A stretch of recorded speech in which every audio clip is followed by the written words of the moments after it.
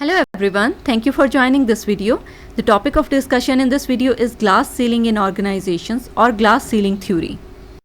This video provides introduction to the concept of glass ceiling, historical evolution of glass ceiling concept, and talks about related topics of glass cliffs and glass walls.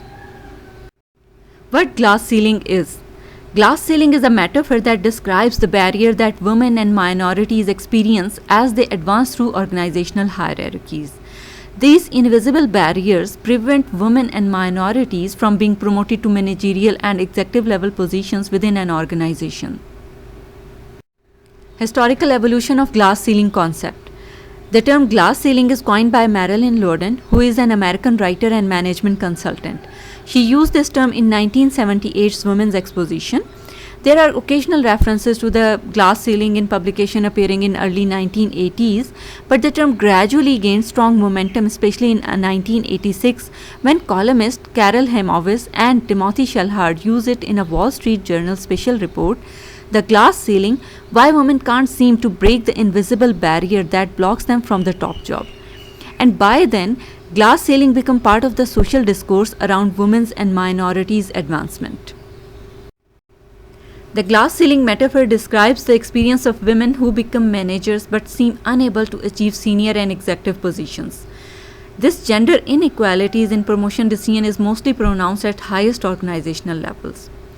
Glass ceiling results from a misalignment between a decision maker's gender stereotypes and managerial role expectations. The glass ceiling describes a symmetric effect. Women are subject to a glass ceiling, but men are not. The glass ceiling is not more unjust or larger than other types of inequalities such as glass cliffs and glass walls.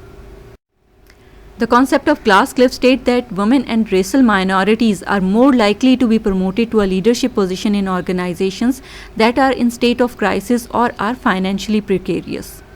As a result, these leadership positions themselves carry a greater risk of failure, and the women occupying them are singled out for criticism and blame.